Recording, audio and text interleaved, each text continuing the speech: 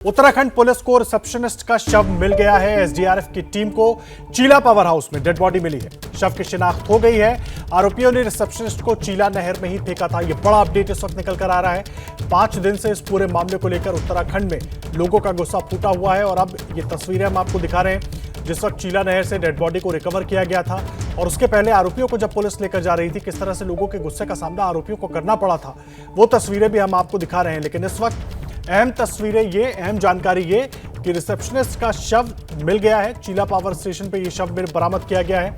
लगातार एसडीआरएफ की टीम तलाशी अभियान चला रही थी। जैसे ही ये जानकारी मिली थी आरोपियों की तरफ से पुलिस पूछताछ में कि चीला नहर में ही उस लड़की को उन्होंने फेंका था, जिसके बाद तलाशी अभियान पूरे चीला नहर में चलाया जा रहा था। ये बड़ा अपडेट इस वक्त हम आपको दे रहे हैं। उत्तराखंड के रिसेप्शनिस्ट मर्डर केस में ये बड़ी खबर है।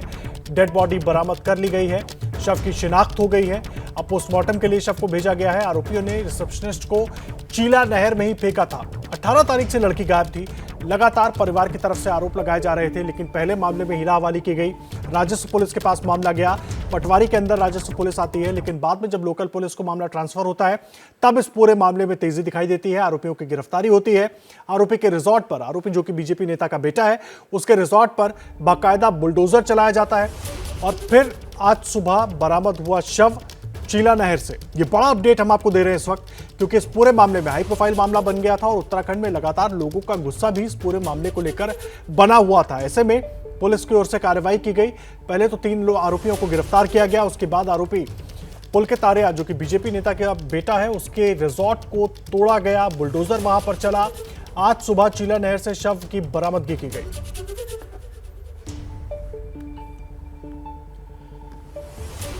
ध्रुव हमारे सहयोगी जुड़ गए हमारे साथ, सीधा उनका रुख कर लेते हैं। ध्रुव, अभी तक का पूरा अपडेट क्या है? शव बरामद हो चुका है, उसके आगे क्या कुछ और जानकारी अभी तक मिल पाई?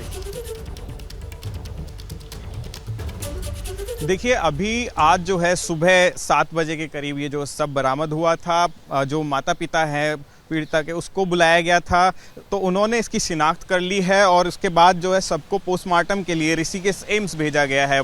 तमाम जो कार्रवाई जो है पोस्टमार्टम की वो होगी, उसके बाद जो आगे की कार्रवाई जो है वो की जाएगी। आपको बता दें कि तीनों जो आरोपी हैं, जो 3 लोग हैं, इसको गिरफ्तार कर लिया गया है। पुलिस पूछताछ अभी भी कर रही है, क्योंकि जो कहानी बनाएगी, जो गुत्थी एक अलग तरीके से सुलझाने की कोशिश, इन्होंने जो अलग तरीके की कहानी बनाई कि किस तरीके से ये एम्स की तरफ जो ले गए थे, ऋषिकेश के एम्स की तरफ जो बैराज में, वहीं पर जो बहस हुई इन दोनों के बीच में, तो उसके बाद जो भी इसका जो इसको फेंक दिया गया था नहर में, तो उसके बाद से जो भी कार्रवाई। इस घटना से जहां मन बहुत व्यथित है, अंकिता बेटी का पार्थिव शरीर खोज लिया गया है, मिल गया है और सभी दोषियों के खिलाफ सख्त से सख्त कार्रवाई हो, इसको लेकर हमने डीआईजी पी रेणुका देवी के नेतृत्व में एक एसआईटी का गठन किया है, जो पूरे मामले की तह तक जाएगी, उसकी जांच करेगी और अपराधियों को सज़ा दिलाने का काम करेगी। चाहे कोई भी हो, अपराधी इसमें बख्शा नहीं जाएगा।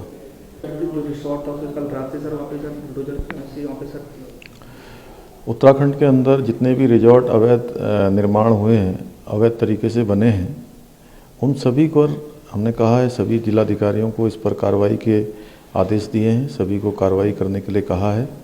और कल जो भी यहाँ पर भी अंकिता हत्याकांड में संलिप्त जो लोग जिनका रिजॉर्ट था, उनके रिजॉर्ट पर भी कार्रवाई हुई है और आगे और भी कार्रवाई होगी।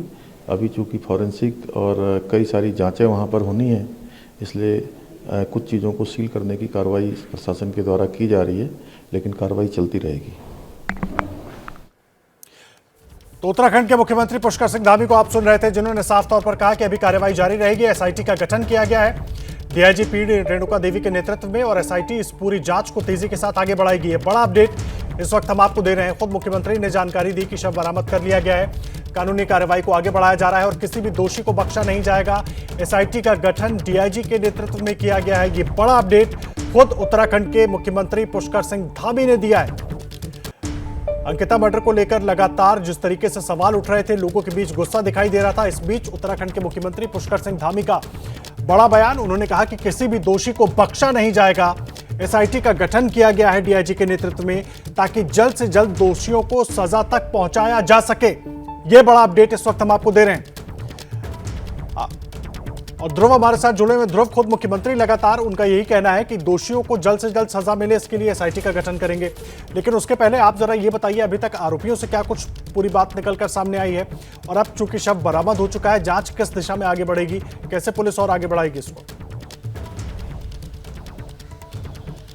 देखिए, सबसे बड़ी बात ये आती है कि जब 18 तारीख को राजस्व पुलिस के पास ये मामला गया तो गुमशुदगी की रिपोर्ट दर्ज की गई, लेकिन उसमें भी ढीला ढवाली जिस तरीके से देखा गया, जो रुख जो था वहाँ पे राजस्व पुलिस जो के अंडर जो था पटवारी, उसको हालांकि उसको भी सस्पेंड कर दिया गया है। आगे जो है जब गाँव वाले आए, जब लोगों का दबाव बना, तब जाके, और जब जिस तरीके से मीडिया में ये मामला आया, तब जाकर के जो है ये मामला जो है लोकल पुलिस को दिया गया। उसके बाद अब जो है एसआईटी गठित कर दी गई है। और दूसरी बात जो बताई जा रही है कि रिजॉर्ट को लेकर, इलीगल रिजॉर्ट को लेकर आज जो मुख्यमंत्री अब जब कह रहे हैं, इतने दिनों से कई सारे लोग जो वहाँ के हैं, आसपास के लोग हैं, तमाम लोगों की शिकायतें जाती हैं कि रिजॉर्ट वगैरह जो खुले हुए हैं, यहाँ पर तमाम तरीके के अवैध काम चल रहे हैं, लेकिन उन शिकायतों को नज़रअंदाज किया जाता है। जब तक कोई बड़ा हादसा ना हो जाए तब तक कोई भी प्रशासन जो है उस पर नज़र नहीं डालता। हालांकि अब जो है आदेश दिया गया है, कल भी कहा गया था जिस तरीके से मुख्यमंत्री की तरफ से, जो तमाम जिला अधिकारियों को कहा गया है, जितने भी जिलों में जिनके भी रिजॉर्ट हैं उन सब पे नज़र रखी जाएगी, उन सब की जांच की जाएगी, और जो वहाँ पर कर्मचारी हैं उनसे पूछताछ की जाएगी, क्या आप पर कोई दबाव तो नहीं डाला जा रहा है, किस तरीके।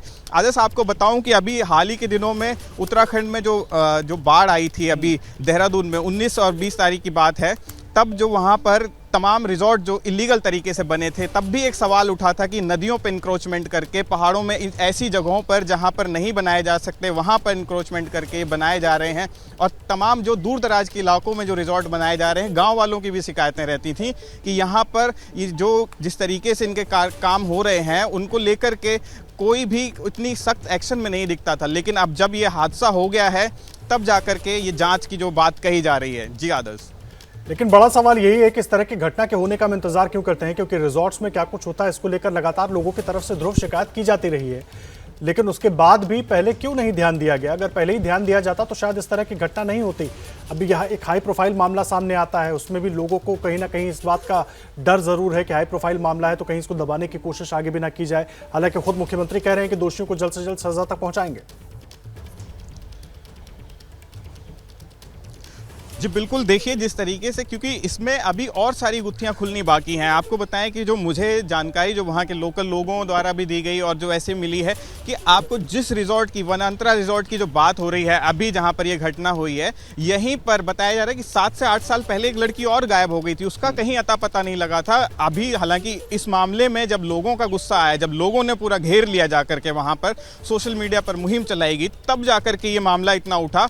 कहीं ना कहीं कोशिश पूरी कर ली गई थी, इसको कहानी इसी तरीके से बनाई गई थी। आपको बताएं कि ये जो सीसीटीवी की शिनाख्त हुई उसमें पता चला, क्योंकि ये आरोपी जो है 1.5 किलोमीटर दूर जहां से ये वनांतरा रिजॉर्ट है, वहां से लेकर के जो है शाम 18 तारीख को ये लेकर के गए थे लड़की को, कि वहां पर जो बहस हुई वहां शायद इन दोनों ने, ये भी बताया जा रहा है कि नशा भी कर रखा था जो आरोपी हैं, तो उसी बहस के जरिए जो है वहां पर फेंक दिया गया था। हालांकि जो चैट्स हैं, जो अपने दोस्त को ये कुछ बातें बता रही थी, जिस तरीके से जो यहाँ के अंदर की जो तमाम जो खामियां थी, जो काम हो रहे थे, उनको खोलने का कहीं ना कहीं ये डर भी था। उसी बात को लेकर के भी एक बहस हुई। हालांकि इस पर जांच चल रही है, पूछताछ की जा रही है।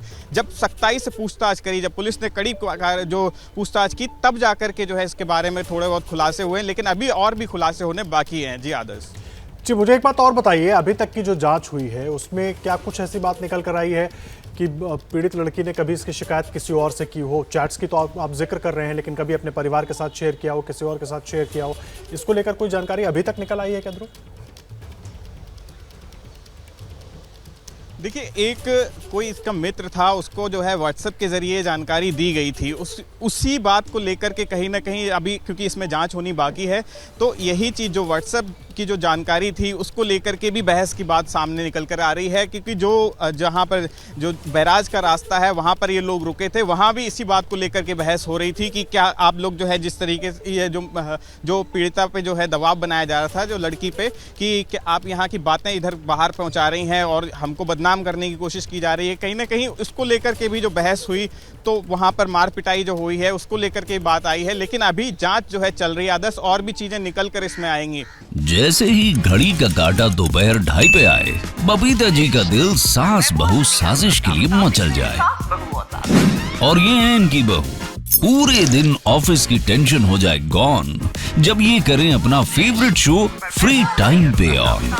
इनकी तरह आप भी देखिए अपना फेवरेट शो अपने टाइम पर और डाउनलोड कीजिए एबीपी लाइव ऐप अपने स्मार्ट टीवी पर।